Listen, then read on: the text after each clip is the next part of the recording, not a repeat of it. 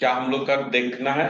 Residential status देखने के लिए हम लोग को क्या देखना पड़ता है? देखो, रेसिडेंशियल स्टेटस किसी भी आदमी का 3 कैटेगरी में डिवाइड किया गया है। कितना कैटेगरी में डिवाइड किया गया? 3 कैटेगरी में डिवाइड किया है। किसी भी आदमी को 3 कैटेगरी में रेसिडेंशियल स्टेटस मिलता है। पहला कौन होता है? पहला पहला सोच लो कि 2 कैटेगरी में उसको डिवाइड करो। एक आदमी क्या होगा? या तो इंडियन होगा या तो नहीं होगा, यही ना होगा? है, एक रेसिडेंट होगा या नॉन रेसिडेंट होगा। होगा ना? एक तो रेसिडेंट होगा या नॉन रेसिडेंट होगा। क्या? रेसिडेंट होगा या नॉन रेसिडेंट होगा, यही ना होगा? दो होगा, एक रेसिडेंट हो सकता है या नॉन रेसिडेंट होगा। तो रेसिडेंट होने के लिए उसको क्या प्रूफ चाहिए? आधार कार्ड पैन कार्ड से कोई मतलब नहीं है डिपार्टमेंट को। इनकम टैक्स डिपार्टमेंट को आधार कार्ड और पैन कार्ड से कोई मतलब नहीं है। वो सब डाल के ले जाएगा, बोलेगा देखिए हम रेसिडेंट हैं इसीलिए हम इस तरह का टैक्स पे किए। उससे उसको कोई मतलब नहीं है। उसको क्या मतलब है? तो उसको क्या मतलब है? किसी भी इंडियन को किसी भी आदमी को रेसिडेंशियल स्टेटस अपना साबित करने के लिए उसको, हाँ आओ आओ आओ आओ, तुम लोग का कितना टाइम में आता है जी?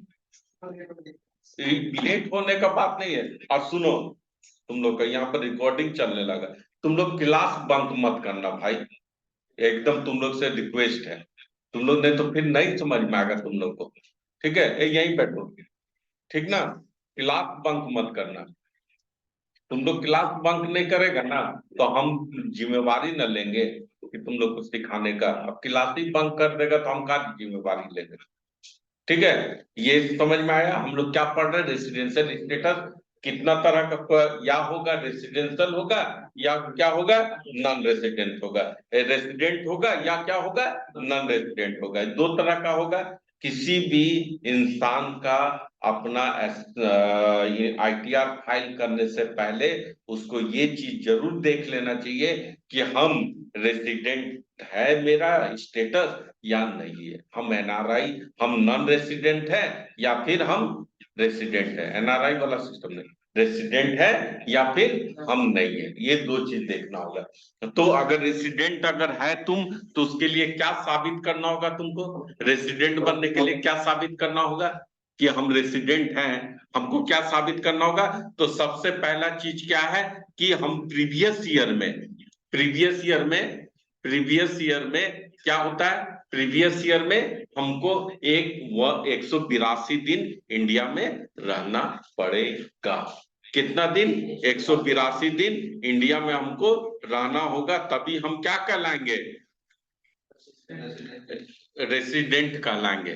कहाँ का रेसिडेंट? इंडिया का रेसिडेंट कहलाएंगे। हमको कितना दिन रहना होगा? 182 दिन हमको रहना होगा। कहाँ? इंडिया में। कौन सा? जो साल का हम आईटीआर फाइल कर रहे हैं उस साल का देखेंगे। क्या? कौन? प्रीवियस ईयर का। प्रीवियस ईयर में अगर हम 182 दिन इंडिया में रहे, ठीक है, तो हम क्या कहलाएंगे? रेसिडेंट कहलाएंगे। हम इंडिया का क्या कहलाएंगे? रेसिडेंट कहलाएंगे। नहीं, ठीक है, 182 दिन तुम नहीं रहा, ठीक है, तो फिर और क्या देखेंगे? और क्या देखेंगे? ऐसा भी तो हो सकता है विदेश से कोई आदमी आया आया और कितना दिन रहा? 60 दिन रहा और चल गया, ठीक है, या 100 दिन रहा चल गया। तो उसके लिए भी सिस्टम है। क्या सिस्टम है? देखो, कितना उसको देखना है। 60 दिन आपको रहना होगा प्रीवियस ईयर में। मतलब क्या? जो साल, जिस साल में आप आईटीआर फाइल कर रहे हैं जिसका, उसका 60 दिन वो रहा है कि नहीं, पहला 60 दिन रहा है कि नहीं। और क्या देखेगा? 60 दिन के बाद क्या देखेगा? 365 days, 365 days preceding previous year, immediately preceding previous year, immediately preceding relevant previous year.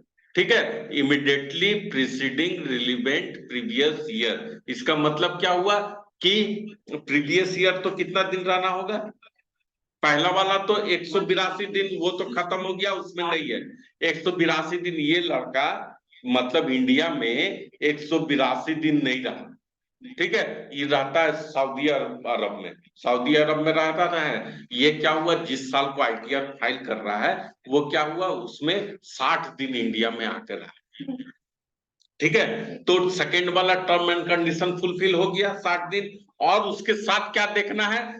365 days during 4 previous year immediately preceding the relevant previous year।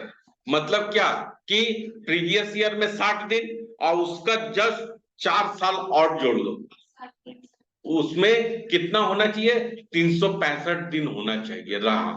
समझ में आया? 365 दिन 4 साल में रहना है। समझ में आया बात? तो नहीं समझ में आया, मुंडी हिला रहा है। 60 इंक्लूड हो जाएगा क्या उसी? प्रीवियस ईयर तो क्या 60 डेज, प्रीवियस ईयर में कितना 60 डेज होना चाहिए। ठीक है, प्रीवियस ईयर में कितना होना चाहिए? प्रीवियस ईयर में 60 डेज होना चाहिए। 60 डेज तो हम कर लिए। ठीक है, प्रीवियस ईयर में हम 60 डेज कर लिए हैं। देखो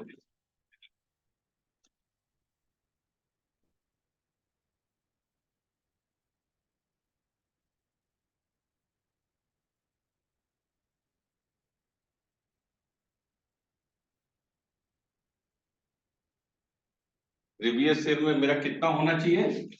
पहला वाला क्या है? 182 डेज पहला फुलफिल होने के लिए 182 डेज पहला हमेशा कंडीशन है। रेसिडेंशियल स्टेटस का रेसिडेंट होने के लिए ये तो पेन भी तो वैसे ही चले, ये भी उसी चले। ठीक है, रेसिडेंट होने के लिए क्या देखना है?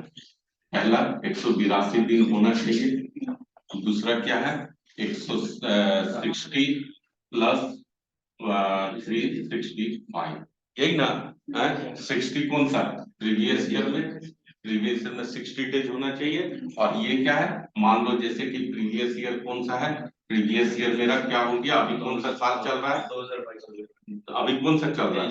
23-24 चल रहा है ना? 23-24 चल रहा है ना? 23-24 चल रहा है। प्रीवियस ईयर क्या होगा? प्रीवियस ईयर में प्रीवियस ईयर क्या है? 22-23, यही ना? 22-23 का प्रीवियस ईयर हो गया। ये प्रीवियस ईयर हो गया, ये असेसमेंट ईयर हो गया, ये असेसमेंट ईयर हो गया, ये प्रीवियस ईयर हो गया। इसमें कितना रहना होगा? इसको 60 डेज इसमें रहना होगा, 60 डेज रहना होगा। और इसका जब 4 साल, 4 साल 4 ईयर कि क्या बोला जाता है उसको? क्या उसका नाम क्या रहता है? Immediate preceding relevant previous year. Immediate preceding relevant previous year. इसका 1 2 3 4 है ना? पहला क्या हो गया? 22-23 हो गया ना? 21-22, फिर क्या होगा यहाँ? 20-21, और फिर क्या होगा? 19-20, फिर क्या होगा? 18-19, है ना? इसमें कितना, ये सब मिला के कितना दिन रहना होगा इसको? 365 डेज रहना होगा। समझ में आया? अगर मान लो कि ये सिर्फ इसी में 365 डेज रह गया तब भी हो गया। इसमें सब 4 साल मिला के 365 दिन रहना होगा। 4 साल मिला के 1 साल रहना, 4 साल मिला के 1 साल रहा तो हो गया। हाँ बतलाओ। प्रीवियस ईयर वाला जो है उसमें 60 डे का क्राइटेरिया है। अगर मान लीजिए इधर जो 365 डे रह गया बट उसमें वो 60 डेज नहीं था, नहीं तब तो खत्म, तब तो खत्म हो गया, तब तो देखना ही नहीं है। तब तो वो क्या हो जाएगा? नॉन रेसिडेंस हो जाएगा, नॉन रेसिडेंस। ठीक है, वो क्या हो जाएगा? नॉन रेसिडेंट हो जाएगा। नॉन रेसिडेंट और रेसिडेंट होने के लिए ये दो कैटेगरी में कोई एक कैटेगरी को फुलफिल करना ही करना है। ये एक कैटेगरी को फुलफिल कर लिया। पहला क्या 182 डेज का है, 182 डेज रहा। और दूसरा क्या है कि 60 plus 365 four preceding previous year, मतलब प्रीवियस ईयर का प्रीसीडिंग फोर प्रीवियस ईयर इसको बोला जाता है। प्रीवियस ईयर का प्रीसीडिंग फोर प्रीवियस ईयर है ना, उसमें 365 डेज रहना होगा, तभी वो क्या कहलाएगा? क्या कहलाएगा? रेसिडेंट कहलाएगा। अब रेसिडेंट बन गया, ये क्या बन गया? रेसिडेंट बन गया। अब रेसिडेंट में भी देखना होगा कि ये सच्चा है कि नहीं, ये एक्चुअल इंडियन है कि नहीं। उसमें भी देखने के लिए क्या है कि रेसिडेंट है कि नॉन। देखो इसमें क्या होता है, पहला क्या है? नाम होगा ROR, और दूसरा क्या है? RNO देखना है, ये वाला रेसिडेंट बन गया ना, ये फुलफिल कर लिया, ये फुलफिल कर लिया। अब क्या करना होगा, इसको दो कैटेगरी से गुजरना होगा। ये दोनों फुलफिल कर लेगा, दोनों अगर फुलफिल करता है, सुन लो, दोनों अगर ये फुलफिल हो जाएगा तब वो एक्चुअल इंडियन कहलाएगा, तब उस पे सारा नॉर्म्स वही लागू होगा जो इंडियन गवर्नमेंट का रूल होता है। ये दोनों फुलफिल करना होगा। इसमें क्या होगा और इसमें क्या होगा, ये चीज समझ लो, इसमें क्या होगा और इसमें क्या होगा, ठीक ना। अब आप लोग को हम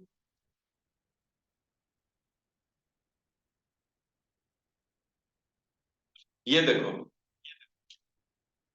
पहला क्या कंडीशन है, पहला अगर आपका ये वाला फुलफिल करने के लिए रेसिडेंट एंड ऑर्डिनरी रेसिडेंट, अरे बाबा, हेलो, हाँ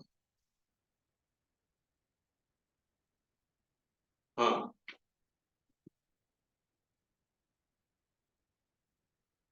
हाँ, नहीं नहीं नहीं, विप्लव मंडल के नाम से वो काट देना, कोई दिक्कत नहीं। हाँ तो उसमें नीचे प्रसाद सौ मिल भी लिख देगा, आप विप्लव मंडल भी लिख देगा, हाँ दोनों लिख देगा। चलिए हम बाद में बात करते हैं।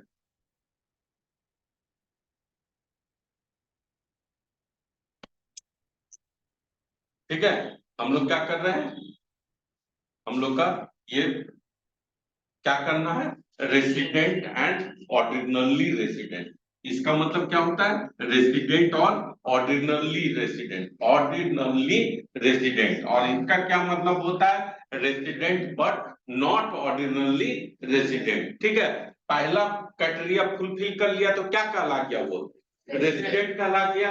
अब रेसिडेंट के बाद रेसिडेंट और ऑर्डिनरी रेसिडेंट है कि नहीं, और रेसिडेंट और नॉट ऑर्डिनरी रेसिडेंट है, किस तरह का आदमी है वो। ठीक है, पहला तो फुलफिल कर लिया, अब ये दोनों में से आ जाओ।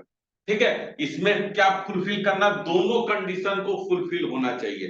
दोनों कंडीशन क्या, दो कंडीशन है, एक और एक, दो, दो कंडीशन फुलफिल होना चाहिए, तभी वो क्या कहलाएगा, ROR का रेसिडेंट और ऑर्डिनरी रेसिडेंट, मतलब वो पूरा इंडियन है एक्चुअल में। ठीक है, अब यहाँ पर रेसिडेंट और ऑर्डिनरी रेसिडेंट का दो कैटेगरी फुलफिल करने का क्या क्या है वो सुन लो।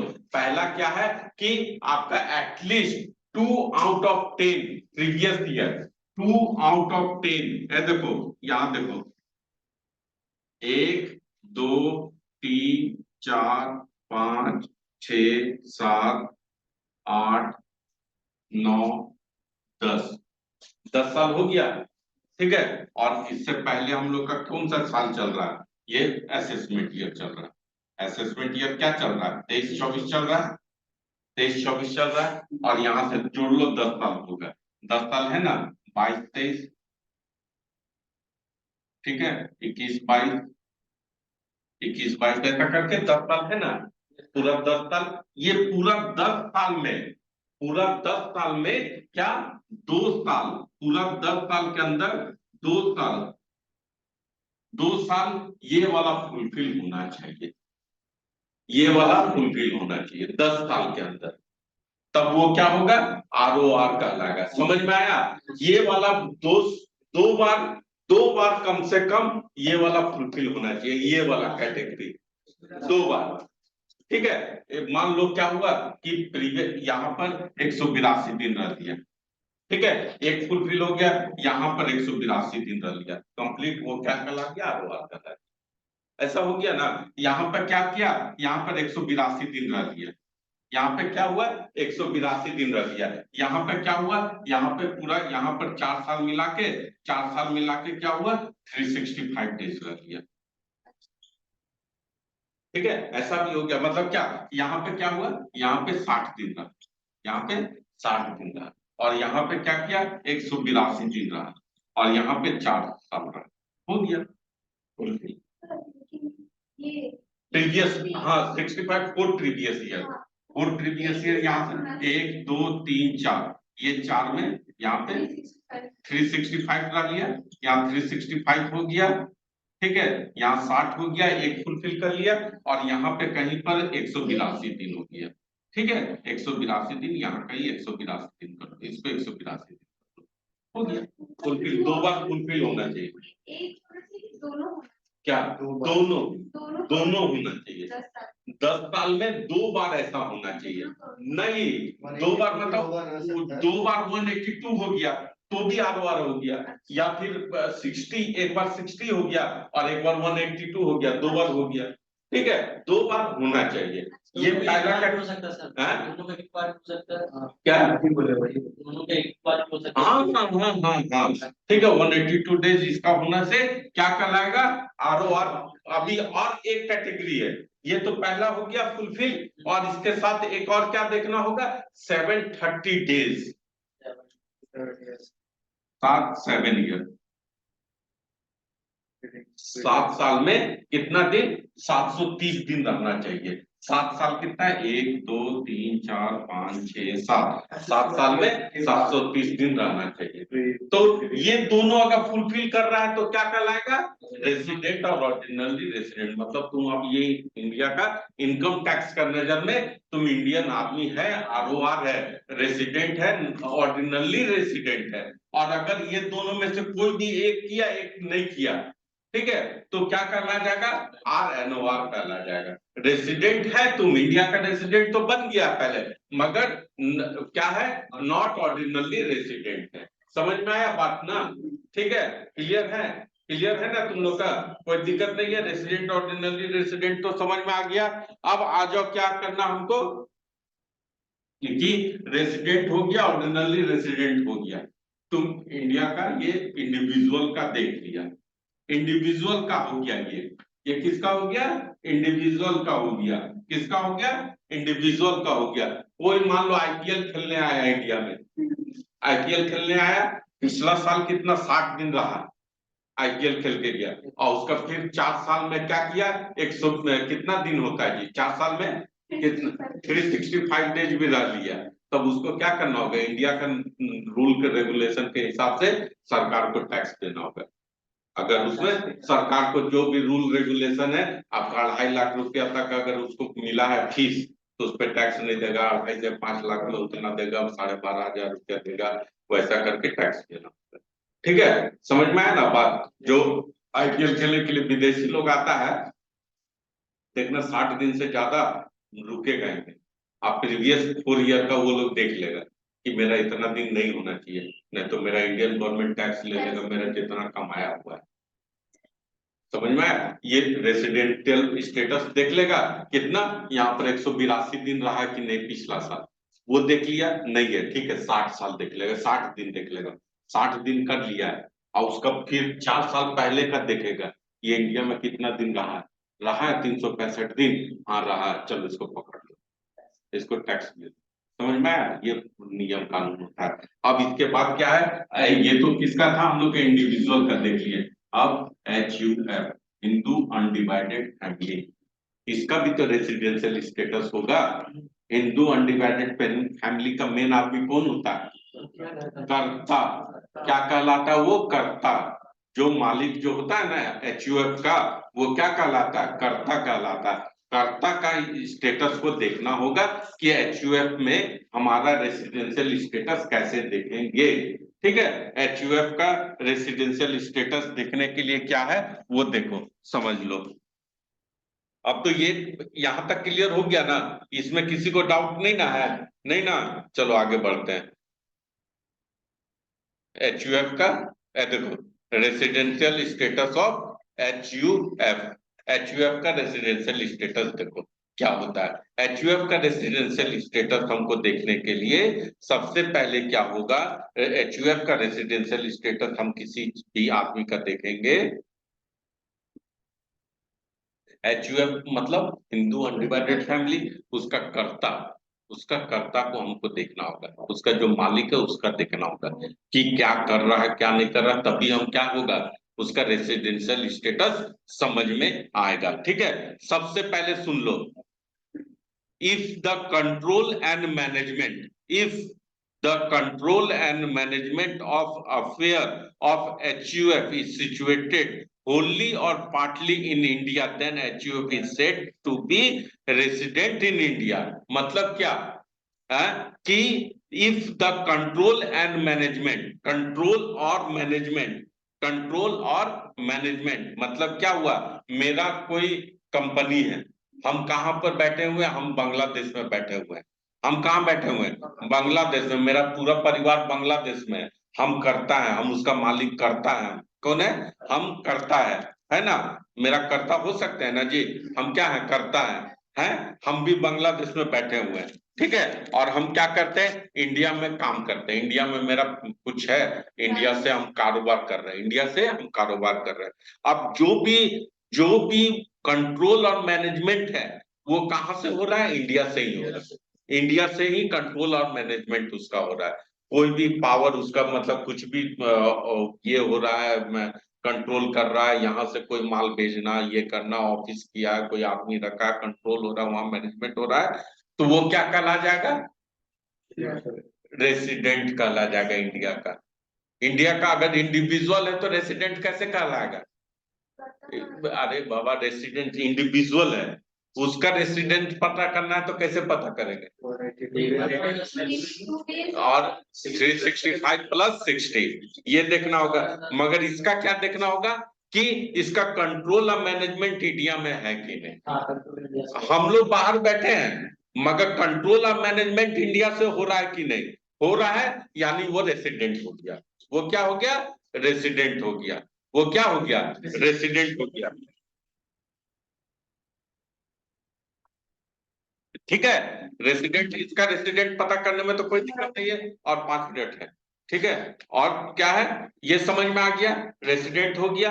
अब क्या करना है, वो सच्चा इंडियन है कि नहीं, एक्चुअल वो देखना होगा ना, ROR और NOR वो भी देखना होगा, ROR और NOR है, देखो इसका कैसे देखेगा, ये दोनों में से किसी एक को, उसमें दोनों को फुलफिल करना था, तब वो ROR का ला रहा था ना, 10 साल में 2 बार ये होना होगा, और फिर क्या एक और हम लोग पढ़े थे 730 डेज वाला, वो तो हम लोग का क्या है, he has been non resident in India in 2 out of 10 immediate preceding previous relevant previous year, मतलब क्या है कि आपका वही दोनों जो था ना, जो दोनों 730 डेज था यहाँ पर, और यहाँ पर 729 डेज जो है, ये दोनों में से कोई एक को फुलफिल करना होगा, तब वो क्या कहला जाएगा, ROR कहला जाएगा। समझ में आया बात, वो दो दोनों फुलफिल करना था वहां, यहाँ पर एक किसी को फुलफिल कर लिया तो वो क्या कहला जाएगा, ROR, resident and ordinarily resident कहला जाएगा, रेसिडेंट एंड ऑर्डिनरली रेसिडेंट कहला जाएगा। क्लियर, कोई दिक्कत नहीं है, रेसिडेंट है बट ऑर्डिनरली रेसिडेंट है। क्लियर यहाँ पे। अब इसके बाद कंपनी का ये में, कंपनी का ये में क्या देखेंगे, कंपनी का, आप मान लो कोई कंपनी है, ठीक है, मान लो कि कोई कंपनी है, कौन, सऊदी अरब का कंपनी है, कंपनी कहाँ का है, सऊदी अरब का है ना कंपनी, और वो इंडिया में कोई कारोबार कर रहा है, और यहाँ से कंट्रोल और मैनेजमेंट यहाँ से हो रहा है, वो रेसिडेंट हो गया। वहां पे इसमें ये नहीं देखेंगे कि वो सच्चा भारतीय है कि नहीं है, क्या कि वो तो कंपनी है ना, कंपनी तो खुद आर्टिफिशियल पर्सन है, वो कहाँ से आके रहेगा, यहाँ पर आके रह सकता कंपनी है, कोई आदमी है तब ना आके रहेगा जी, उड़ के आएगा, का टाटा स्टील उड़ के जाएगा अमेरिका, नहीं ना जाएगा, टाटा स्टील कहाँ से उतना बड़ा प्लांट को उठा के लेकर चल जाएगा अमेरिका, नहीं ना। तो वहां पर कंपनी को देखना है कि अगर कंट्रोल और मैनेजमेंट इंडिया से हो रहा है तो वो रेसिडेंट है, नहीं तो नहीं। क्लियर, समझ में आया, वो चीज ये कंपनी का बात में आ गया, बस यही 3 ही तो होता है, ठीक ना, ये 3 हो गया। अब यहाँ पर इसका क्या है, इसका ROR होगा या NOR होगा, ठीक है, कंपनी वाले में। अब यहाँ पर देखो उसका टैक्सेशन कैसे होता है, now you come to the taxation except, ठीक है, अगर नॉन रेसिडेंट होगा तो वो कैसे टैक्स पे करेगा, और रेसिडेंट होगा तो वो टैक्स कैसे पे करेगा, मेन तो यही चीज है ना, हम लोग पढ़े क्यों, जब टैक्स से नहीं पता चल रहा है कि कौन कितना पर टैक्स कैसे पे होगा उसका, तो क्या लिखा हुआ है, नॉन रेसिडेंट वाला जो है वो कैसे tax, if you are non resident कैसे बनता है, नॉन रेसिडेंट कैसे बनेगा, नहीं कंप्लीट होगा और वो नहीं रहेगा, तो उसको कैसे टैक्स देगा, यू आर लाइबल टू पे tax only on the income earn in India, सिर्फ इंडिया से आप पैसा कमाओगे तब उस पे टैक्स पे करना होगा, ठीक है, उस पे टैक्स पे करना होगा। You are not tax on any income earn outside India, मतलब इंडिया से बाहर अगर कोई अर्न कर रहा है तो उस पे टैक्स नहीं, तो फिर आईपीएल जो खेलने आ रहा है उन लोग को तो टैक्स लगेगा ही लगेगा, उन लोग तो नॉन रेसिडेंट तो है ही, नॉन रेसिडेंट है, वो लोग यहाँ आके खेला तो उन लोग को टैक्स लगेगा ना, हो गया कि ऑथराइज नहीं करना, ठीक है चलो,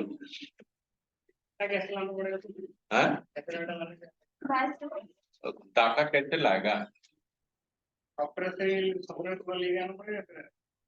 उसमें क्या करना हम बता रहे हैं, उसमें तुम GSTR 1 का जेसन फाइल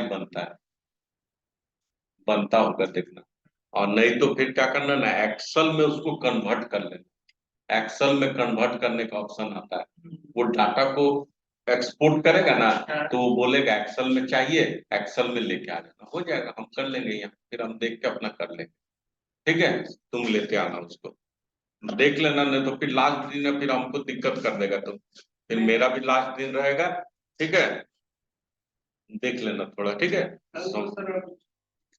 क्या, हाँ कल तुम लोग ये करो, ठीक, ये समझ में आया, क्या है कि आपका if you are non resident, अगर आप नॉन रेसिडेंट है तो सिर्फ आप इंडिया से कमाए हैं उसी पे टैक्स दीजिए, नहीं तो टैक्स देने का जरूरत नहीं है, और अगर आप इंडिया से बाहर का कोई भी कमाई है उस पे टैक्स देने का जरूरत नहीं है। देखो RNOR रहेगा तो क्या होगा, थोड़ा पढ़ो,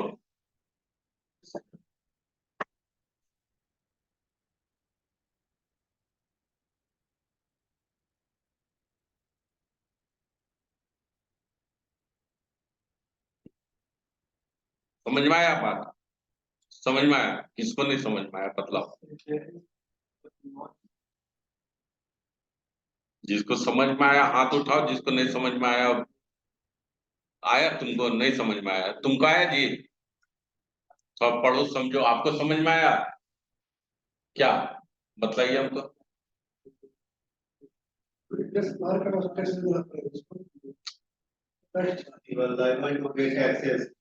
जो इनकम इंडिया में अर्न होगा उसका भी और आउटसाइड ऑफ इंडिया में होगा उसका भी, जो बाहर में कंट्रोल कर रहे हैं प्रोफेशनली कंट्रोल करेगा वो इंडिया जो इंडिया में, मतलब तुम लोग समझा नहीं पा रहा, समझ गया, हाँ सर, समझ गया ना, देखो हम आप समझा दे रहे हैं, RNOR कौन होता है, RNOR कौन होता है पहले वो बतलाओ, कौन होता है, जो सेकंड कंडीशन फुलफिल नहीं करेगा, मतलब रेसिडेंट हो गया है, सेकंड दोनों कंडीशन को फुलफिल नहीं किया, तब वो क्या कहलाया, RNOR, वो कैसे टैक्स लेगा उससे सरकार, तो वो इंडिया में जो भी अर्न होगा उस पर तो टैक्स लेगा ही लेगा, और सेकंड क्या है, income earn outside India, India का बाहर में भी अगर वो अर्न कर रहा है, इंडिया से बाहर हम रुक गए और हम इंडिया में अर्न कर रहे हैं, कहाँ अर्न कर रहे हैं, इंडिया में, जो बिजनेस कंट्रोल हो रहा है कहाँ, इंडिया में कंट्रोल हो रहा है, सेटअप कहाँ है, इंडिया में, ठीक है, इंडिया में सेटअप है,